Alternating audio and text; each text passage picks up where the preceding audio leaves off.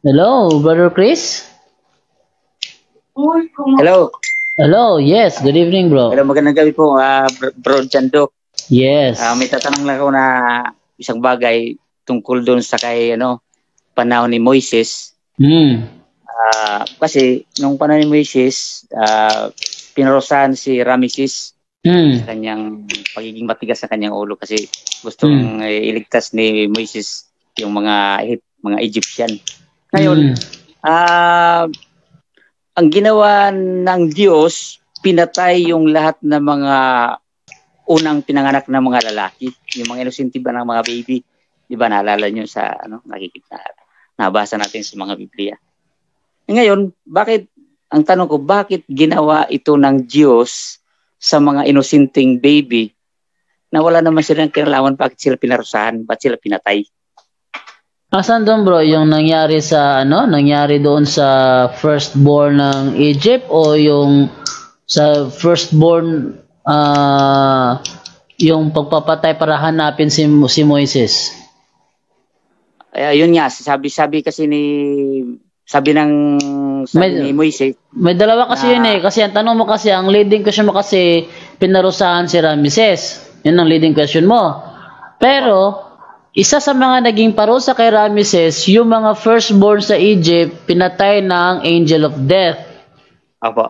Hindi Yun kasama nga. mga Israelita doon. Mga Yun yung tanong ko. Sabi ko, ayun Egypt, ang sa tanong ko. Egypt lang. Yun sa Egypt. Sabi Oh. ko, bakit kaya dinamay pa ng Diyos yung mga inosenteng bata na pinatay na wala namang kinalaman yun eh. Sabi ko, Hmm. kawawa naman yung mga bata, wala namang kasalanan. Bakit ginawa yun? Yun lang ang tatanong ko muna. Okay, Brother Wendell? Okay, maraming salamat sa naturang tanong. So, bakit po ba yung mga bata walang kasalanan ay nadamay?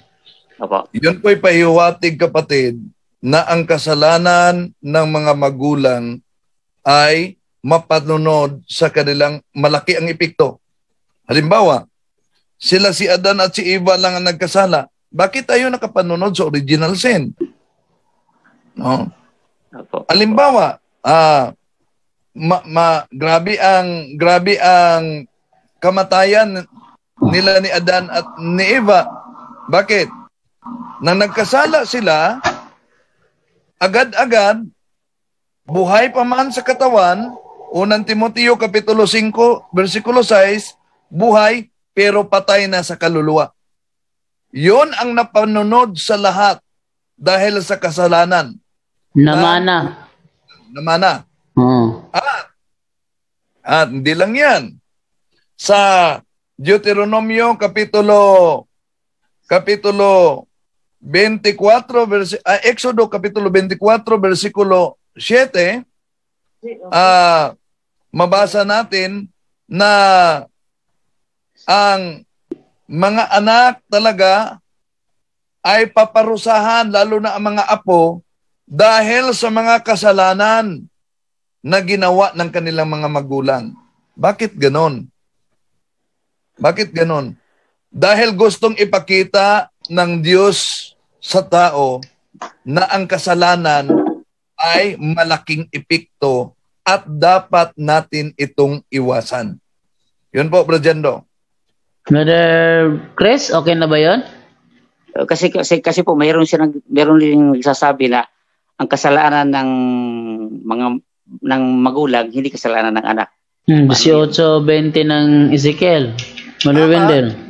Tama, yung tinatawag na actual sin. Ano po ba yung actual sin? Kasalanan ng magulang. Halimbawa, ang ama nagbibinta ng shabu. Alam naman kung ang anak ay ikukulong ng pulis dahil lang sa pagbibinta ng shabu ng kanyang ama. Hindi. Pero, pag ang ama na nagbinta ng shabu, makukulong yan, ang epekto sa naturang kasalanan, iepekto yan sa buong pamilya. Okay po, nakuha ko na. Nakuha ko na ibig sabihin.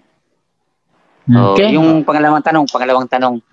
Kasi doon sa ating dasalin na pagro-rosary, may sinasabi din na ang ating Panginoon ay bumaba sa impyerno o he descended into hell. Meron naman nagsasabing Kaya siya ay nanaog mula sa mga minatay, di ba? Alin ba talaga ito? Kasi may nagsasabi na pag ang tao o sino mang makapunta sa hell, hindi makakabalik. Di ba? Okay. Dapat mayroon kasing dasal na he descended into hell, meron naman sabi, he descended into hell, into the dead. Kasi pag sinabing into hell, pag nakapunta ka sa hell, hindi na ka makakabalik. Sige. Hindi ba tama doon? Brother Edgar. Brother Edgar. Wala si Brother Edgar. So, Sa English, he descended into hell. Meron lipat na lang ako kay Brother Tata. Brother Tata, bakit daw, alin daw ang tama doon, Brother Tata? He descended into hell or he descended into the dead? Okay, magkaiba yung salita, ngunit yung tuturin natin synonym dahil po, kung tingnan natin sa mga lumang tipan sa mga Hudyo, ang nakilala nilang yung ang Sheol, di ba? Yung libingan ng mga patay. So, Sheol ang sa Hebrew. Then, libingan ng mga patay. Ngunit yung Hades sa Greek, yun ang yung kahulugan ay libingan pa rin ng mga patay. Ngunit sa bagong tipan na, yung hell is impyerno. Patay na yun sa spiritual death. So, pareho lang yun, brother. Yung libingan ng mga patay, at saka yung hell, yun, nagpunta siya sa mga patay, pareho lang yun. Magkaiba lang yung salita. Libingan lang yun ng mga patay, ang ibig sabihin. Okay, sige po. Salamat, wala na po. Thank you sa... Okay. Thank you, Brother Chris. Maraming salamat. At ang huling magtatanong ngayong gabi, Direk Vicente. Hello, Direk Vicente. Narinig niyo po ako? Yes, naririnig ka, bro. Okay po. Sa science po, di ba, ang Earth ang umiikot sa araw at ang araw ang nakahinto po. Yun. Pero dito sa Josue 10, ang 10, 12 hanggang 14 po, ang araw po ay tumigil. Ibig sabihin po, ang araw po ay gumalaw po. Ano po bang ibig sabihin niya? 10, Josue 10, 12 to 14. Okay, pasagot natin kay Brother John Ray. Brother John Ray? Jando, ano yung tanong mo, Jando? Ano tanong, Brother Direk? Hindi ba po sa science ang Earth ang umiikot sa araw at ang araw po ay nakatirik po. Pero dito sa yung Josue. 10, 12 hanggang 14 ang araw ay tumigil. Ibig sabihin po ba gumalaw ang araw po? Hindi, ang ibig ko sabihin diyan na basahin nga muna nga bro Jando. Josue 10, 12, 4. Pakisagot muna, Brother John Ray. Timplahan ko muna ng Milo si Michael. Pwede mo bababa. Hindi, pakita mo ngayon muna yung bro Jando, yung talata. Kasi para natin. Magtitimpla ka ng gatas. Sige, ako na lang magbabasa. Timpla. Nasa Josue 13 yan. Sige. Josue 10 yan, 10. Di ba, kapatid? 10, 12 hanggang 14 po. Kaya nga. So, basahin ko muna 10, 12 to 14. Noong araw na ang mga Israelita ay pinagtagumpay ni Yahweh laban sa mga Amoreo, nakipag-usap si Josue kay Yahweh. Ito ang sinabi niya na narinig ng buong bayan. Huminto ka, araw, sa tapat ng Gibeon. At ikaw rin buwan sa libis ng Ayalon. So ito yung sinasabi mo. Tumigil nga ang araw at hindi gumagalaw ang buwan hanggang sa matalo ng mga Israelita ang kanilang mga kaaway. Hindi ba't nasusulat sa aklat ni Asher, tumigil ang araw sa gitna ng langit at hindi lumubog sa buong maghapon.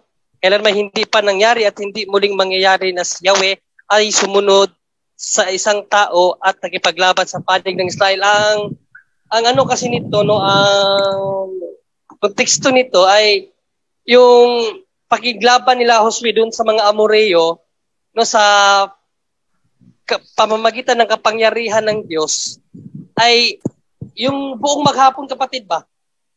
yung buong maghapon, hindi yung ibig sabihin na yung nawala na ng paggalaw yung araw. No, kundi ang konteksto niyan, yung buong maghapon parang hindi gumalaw ang isang buong oras sa buong maghapon. Parang humaba. No, parang humaba, no, ang ano nito nasa Ecclesiastico 46:4 ang ano nito. Ang sagot, basahin natin na Ecclesiastico 46:4 hanggang 6. Basahin ko. Klinaro to eh. Hindi ibig sabihin na huminto, kundi humaba yung isang buong araw dahil sa pagkikipaglaban nila Josue. No? Hanapin ko muna yung Ecclesiastico. Yan, Ecclesiastico 46, 4 hanggang 6. Dito, nilinaw yan dito. Sa 4, ito sabi, hindi ba't pinigil niya ang takbo ng araw? Kaya't ang maghapon ay naging isang haba ng 2 araw. Nakuha ba kapatid? Opo. O, yung parang yung isang buong maghapon, equivalent siya of 2 days. Yun ang nangyari doon sa panahon ni Josue. Pinahaba ng Diyos para matalo yung mga Amoreo. No, dahil sa panawagan ni Josue, no, sa kapangyarihan ng Diyos, gamit ni Josue yung sinulat ni Hasher sa kanyang aklat na So gamit 'yon. Dininig ni Yahweh ang panalangin ni Josue kaya natalo nila ang mga Amoreo. Hindi ibig sabihin nun na huminto yung araw. No? Kundi yung haba ng isang buong maghapon, parang 2 araw ang equivalent. Yun ang punto doon, kapatid. Nakuha mo na? Opo, nakuha po. Meron po ako pangalawang tanong po. Sige. Totoo po ba ang reincarnation? Ano po ang sinasabi ng Bible patungkol sa reincarnation po? Okay, we believe in the incarnation of Christ but we do not believe the reincarnation. No, yan ay paniniwala ng mga Hinduism, no, na paniniwala yan, hindi yan paniniwala ng Kristiyano. We believe in the incarnation of Christ, no, the God made man. Yan ang paniniwala nating mga Katoliko, hindi na yung tao ay pag namatay lilipat doon sa isang paru-paro, malas pag nagiging uod ka. No? So kalukuhan po na aral yan. Ang sabi ng Biblia, after ng tao ay mamatay, Hebreo 9:27, ang kanyang espiritu ay babalik sa Diyos para haharap sa hukom ng Diyos. Ecclesiastes 12:7, no, ang espiritu ay babalik sa kanyang manlilika para hatulan sa anumang gawa na kanyang ginawa, mabuti man o masama. 2 Corinthians 5:8-10, kapatid. Bro Junre. Okay, Bro Angel.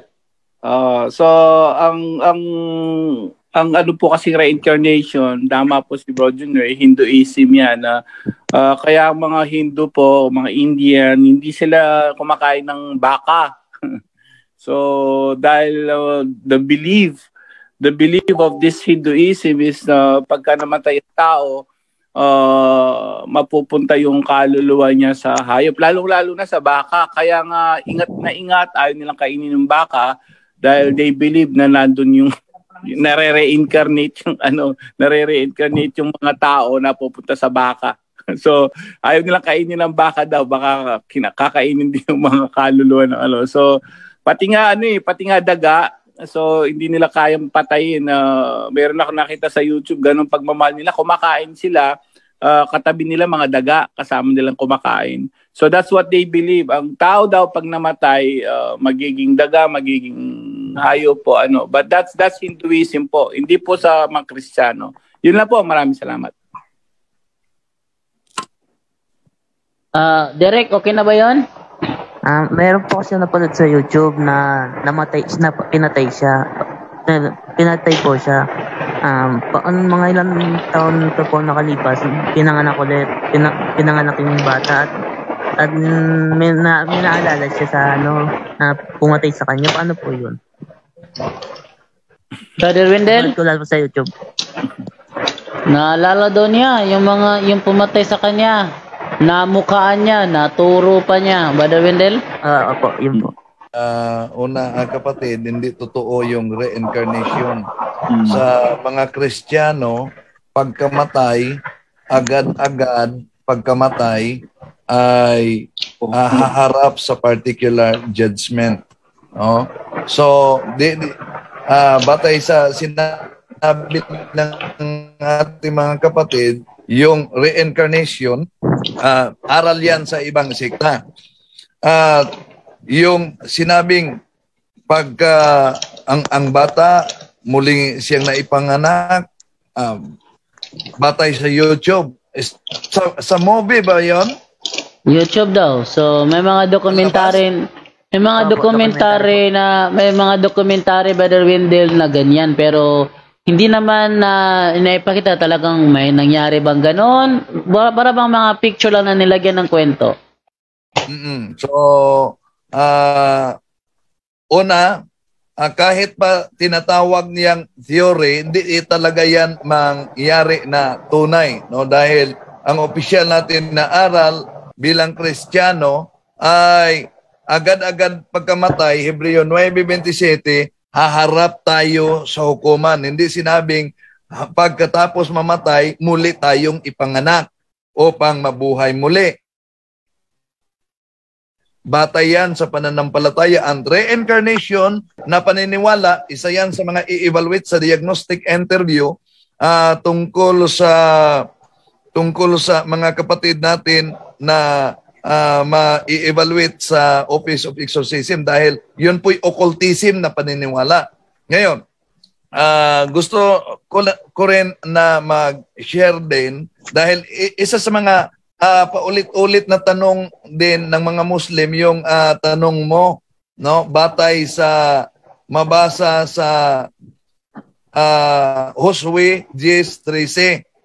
Tama naman yon ang pahayag ni Brad John Ray. Pero gusto niya litra por litra, batay sa science. Sabi ng mga Muslim, batay sa science. Yung araw ba'y gumagalaw? Baka di nila nabasa.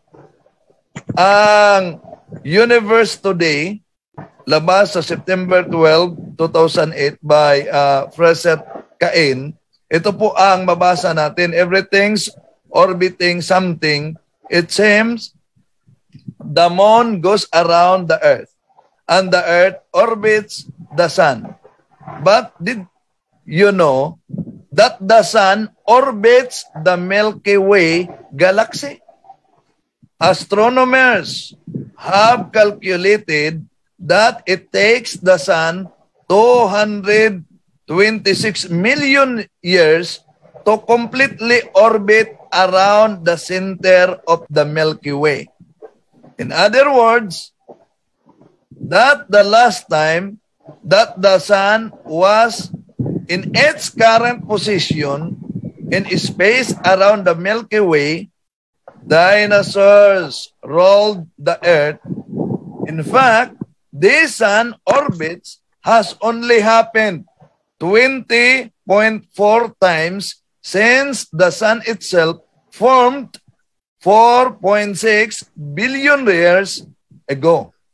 At hindi lang yan, baka nakalimutan din nila sa mga Muslim ang nakasulat sa kanilang Quran. Saan mabasa? Quran chapter 26 verse 38. And they have a sign in the sun.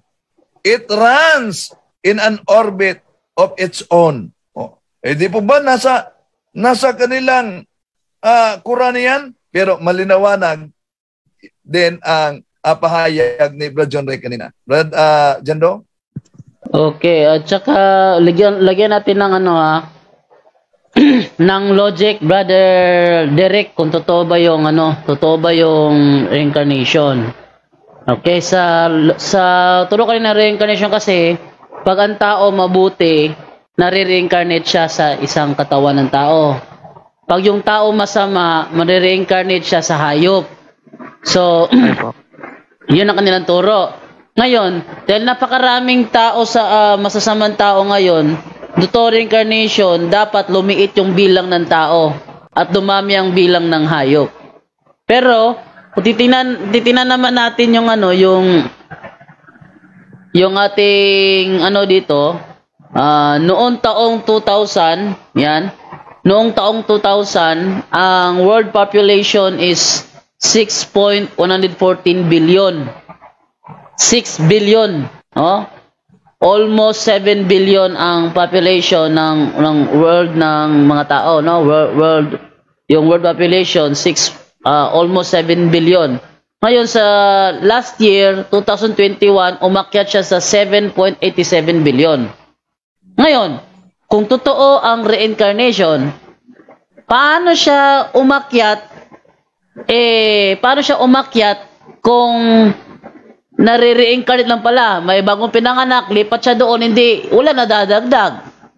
May namatay 5, may pinanganak na 5, yung 5 namatay, mabubuting tao yun, marire-reincarnate sa panibagong 5 ipinanganak, ba't dumami?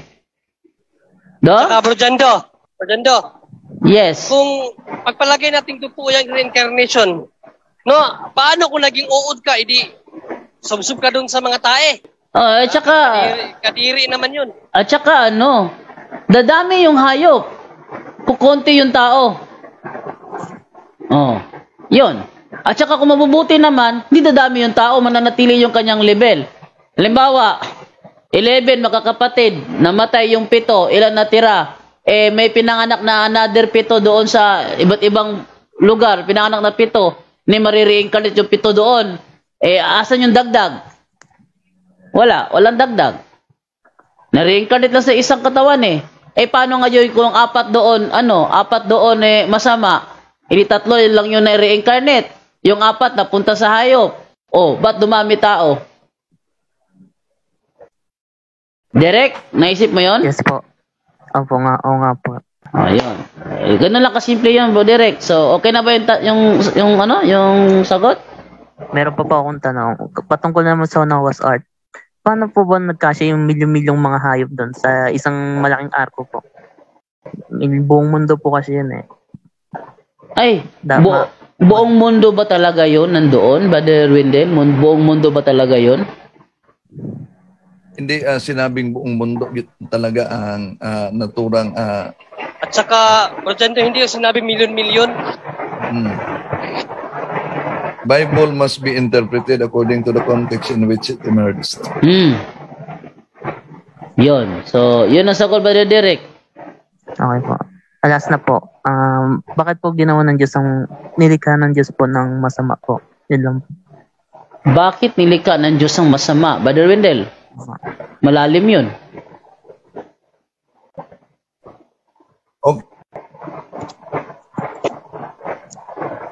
Okay, ang lahat na nilikha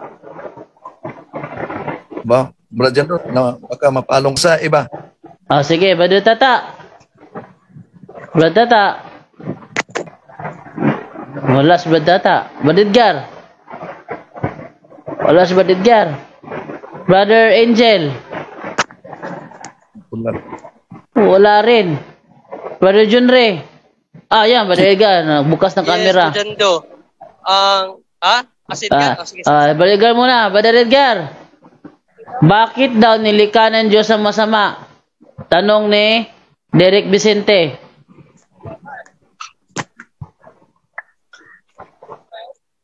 Paki-unmute. Brother Edgar, paki-unmute.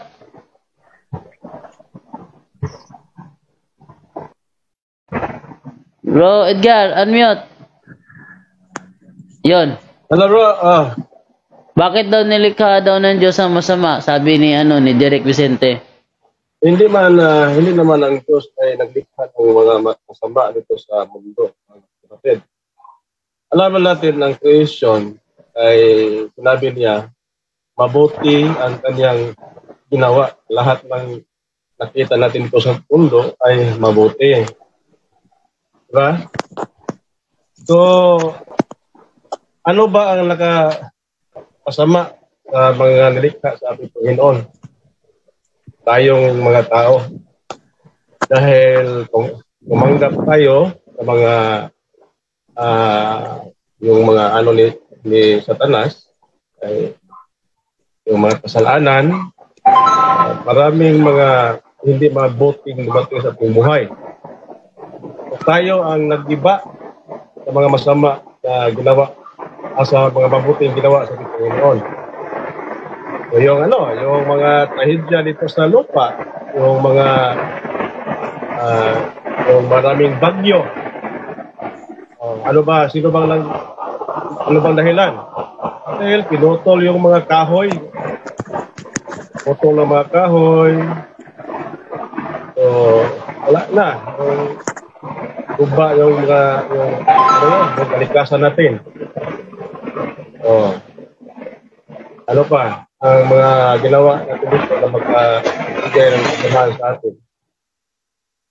Tayo lang ang nagbigay kapatid ng mga kasamahan sa ating buhay. Okay, Brother Derek, okay na ba yun? Ito po kasi, di ba po si Satan po ang pong dahilan ba't nagkasala si Eva Tadan? Bro Eric, ang talata na ginagamit mo, Isaiah 45:7. Yan dyan mababasa natin dyan. Sinabi ni Yahweh, ginawa ko lahat, pati ang masama. No? Pero ang explanation yan ng mga scholar, hindi yan physical evil. Yan ay physical evil pala, hindi siya yung moral evil. No, yung paggawa ng kasamaan ng mga tao, hindi niya ginawa yan. Dahil ayaw nga ng Diyos sa atin ay magkasala. Kinamumuhingian niya yung kasalanan. Makibasa nga mo na Brigando, Hebrews 1:9. Hebrews 1:9. So, huling tanong na lang yan, Brother Brother 1:11 Derek, ba yun? kasi lagpas na tayo. Brother, Ebro 1:9 or 11 po dyan doon. Nalimutan ko. Tinanan na natin 9 to 11 para makita natin yung buong ugat, no? Sabi ganito.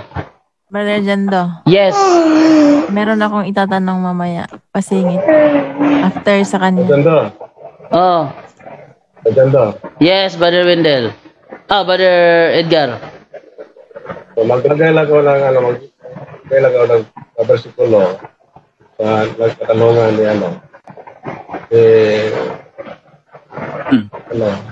yung nangyari doon sa ilang na pinadalahan ng maraming ahas. So dahil ito sa kanilang mga kasamaan, Números 21:8, dahil ang mga tao doon ay nagkasala, pinadalahan ng mga maraming bitin, ahas. So yun, yung Genesis 1 hanggang 20, ang sala natin ay nagdala ng yung mga trahedya dito sa mundo. Yun lang, dahil sa kasalanan. Sa Genesis 1 hanggang 20. Okay. Yun, doon papabasa naman ni Brother John Ray. Sabi naman dito, katarungay iyong mahal sa masamay namumuhi. Kaya naman ang iyong... Yan na lang, Bro Jando. Yun na yun. Malinaw. Kaya yung sinasabing ginawa ng Diyos ang kasamaan sa Isaiah 45:7, hindi ho siya tumutukoy sa moral evil. Kasi sa Hebrew 1:9, kinamumuhian niya ang kasamaan. No? So, according sa mga scholar, kung maigi talaga kasi kapag nagbabasa tayo ng Biblia, basa tayo ng komentaryo ng mga scholar, no? According sa mga scholar, ayan ay tumutukoy sa physical evil. Ano ho ba 'yun? Yung mga bagyo. Yung sinabi ni Bro Edgar na mga bagyo dahil sa kasalanan ng tao, 'yun kasi ang naging cause no ng galit ng Diyos sa pagsalangsang niya ng tao sa kanyang utos. Kaya 'yun ang ibig sabihin na ginawa ng Diyos ang kasamaan. Ang spirit physical evil, yung mga bagyo, no, sila na gumawa talaga nun eh. Wala namang ibang gumawa ng bagyo, ng kalamidad, kundi ang Diyos lang din. No? Bro Junri. Bro Angel. Tama yun. Para mas maliwanag ulit, dagdag ulit tayo na walang masama sa mga ginawa ng Diyos. 1 Timothy chapter 4 verse 4, Brad Jando. Unang Timoteo chapter 4 verse 4. Okay, unang Timoteo chapter 4 verse 4, sabi ganito. Teka. Ang lahat ng nilikha ng Diyos ay mabuti at walang dapat ipalagay na masama.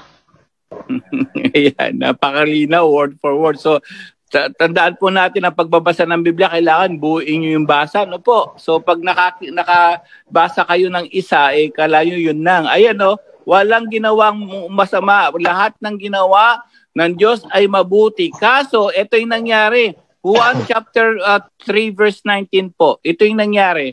John 3:19, ito naman. Juan chapter 3 verse 19, Tagalog po. Ganito ang paghatol ng Diyos, na parito sa sanlibutan ng ilaw, ngunit inibig pa ng mga tao ang dilim kaysa liwanag, sapagkat masasama ang kanilang mga gawa.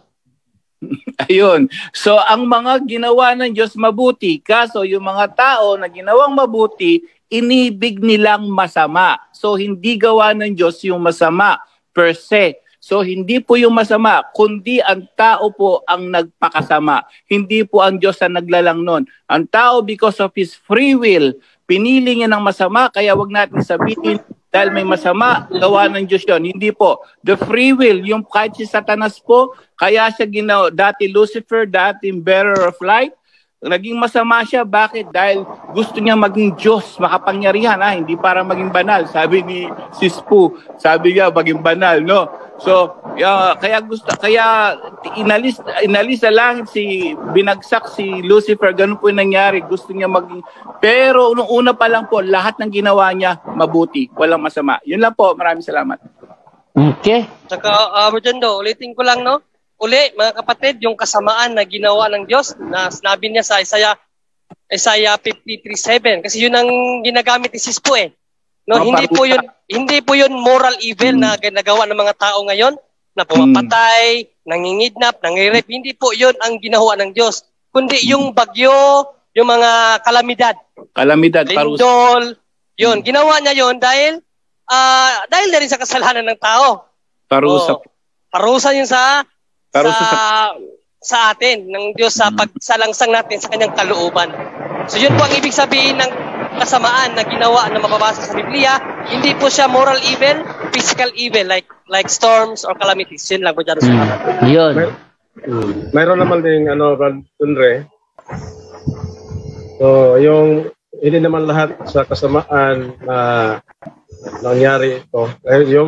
Yung story ni Job, si Job ay mabuting tao pero maraming nangyari sa kanya na yung tinatawag na physical evil. Pagsubok man yun sa kanya, Buriga, pagsubok. Dahil kung mayroong nangyari sa atin, ito ay wala tayong kasalanan, may pagsubok ito galing sa Panginoon. Alam natin yung Jonas, yung bagyo, yun?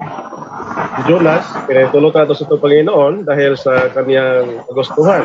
Yung Jonas, hindi siya papayag sa gusto ng Panginoon. Yung Sodoma Gomora ay mayroong nangyari sa kanila. Yung Egypto, maraming mga trahedya dyan. Ito dahil sa kasalanan. Kailang. Okay. Derek Vicente, okay na ba yun? Okay na po. Okay, thank you, Brother Derek. At may huling pahabol si Ate Edna. Ate Edna? Okay. Kasalanan ba daw yung magsabi na simba ko? Oy, simba ko. Simba ko ka. Brada. Okay, sorry kanina. Kumakain pa ako Gutom talaga. So, yung naabutan ko lang dahil wala po ako sa ibaba. So, lagi sa ibaba. Kumakain, nabutan ko lang yung yun bago yung sagutin natin yung expression na simba ko. Expression naman yun. Nabutan ko lang yun. Isa po sa mga claim ng mga Islam, iba yung Diyos ng mga Kristiyanos at Diyos ng Islam. Dahil mapagmahal yung si Allah, ngunit ang Diyos ng Kristiyanos ay pinaulanan ng kalayo yung Sodoma at Gomora at yung panahon ni Noah ay hinalunupan yun namatay yung mga tao. Diba? Masama ang Diyos, hindi yun, parusa yun dahil sa kasalanan. Siya naman yung ang magparusa, siya naman ang may-ari sa lahat ng bagay na doon sa mundo kahit ng buhay natin. So, parusa yun dahil sa kasalanan. Yung expression lang yun, Ate Eds, yung simba ko, bali, yung sa akin, wag nawang mangyari. Oh. Wag nawang mangyari. Simba ko, expression lang yun. Pero, pero sa akin, hindi yun maganda pa rin dahil ang pinakamaganda is ipagdasal natin. Di naman yun madala yun na magsalita lang tayo ng simba ko. Ang pinakamaganda yung ipipray natin na hindi ipahintulot ng Diyos yun ba ang ayun bang isang tao dyan baka kayo ay madisgrasya, course na yun, di ba? Course naman yun. So, hindi yun pwede nga sagutin na natin, simba ko, wag na. Dapat yung ipagdasal ang pinaka-importante, hindi yun madala ng simba ko, yung expression na simba ko. Expression lang yun. Brother Edgar? Pero meron na pong, depende sa paggamit siguro, brother. Ay, sabihin ko, nagsimba ko kanina. Simba ko. Para katulad lang yun na nagsimba ko kanina. Katulad yung may daming paraan. Simba tayo, brother. Manglaba pako. Mayroong daming pako. Yun lang, expression lang yun. Pero para sa akin, hindi yan epektibo. Para po maibentulutan yung wala, na-mute si Brother Tata. Okay, na-mute pala to. Yes. Brother Ta, may isa pa.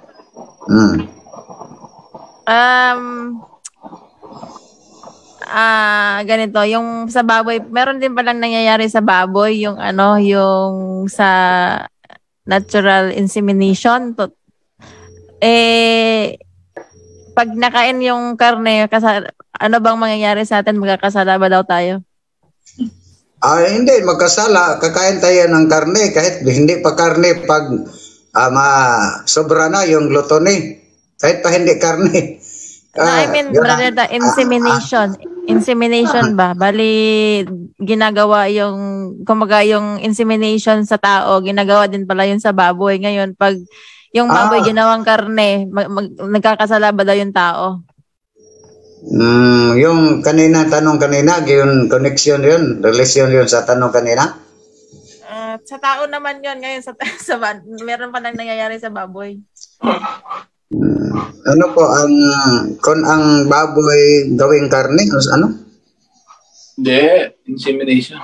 Insemination po, brother Ta. Insemination. Bali, pwede lang yun sa Ate Edna, pwede yun sa mga hayop. No, kasi unang-una sa manok. Ginagawa rin yan sa manok sa pamamagitan naman ng feeds. No, hindi ho yun natural, pero pwede yun sa manok. So, okay lang yun kasi ang naman talaga ng hayop is para mapakain ng tao. So, okay yun sa mga, pero kung sa tao talaga, hindi yun kasi kawangis tayo ng Diyos eh. So, iba talaga ang sa tao. Sa hayop, pwede lang yun. Okay lang yun sa hayop.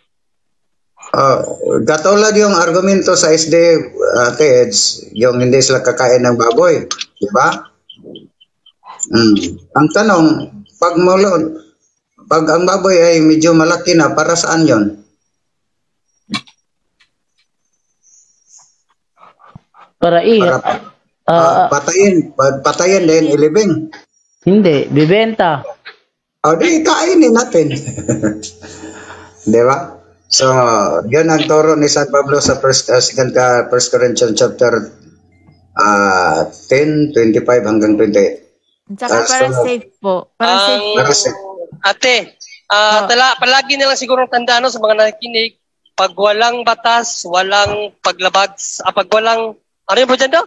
Pag walang pag walang batas, pag walang batas, walang nasasalangsang. Pag walang batas, walang pagsasalangsang. Wala naman tayong batas na kahit pa yung sa hayop ay may insemination ay makakasala.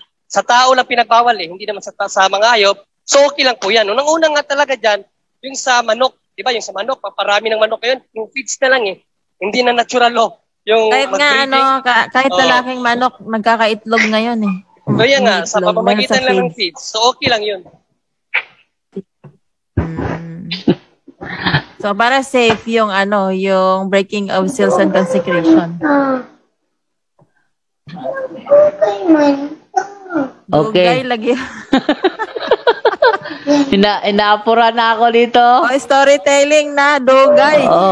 Mag-storytelling na daw siya ng click-clack mo. Last na po yun, Baby Michael. Okay. Okay, that's the last. Okay, maraming salamat po sa inyong panonood at lumagpas po tayo masyado si Brother Wendell, iniwan na lang tayo dahil lumagpas tayo masyado Okay, salamat po sa inyong panonood. Brother Edgar, may huling mensahe ka, Brother Edgar?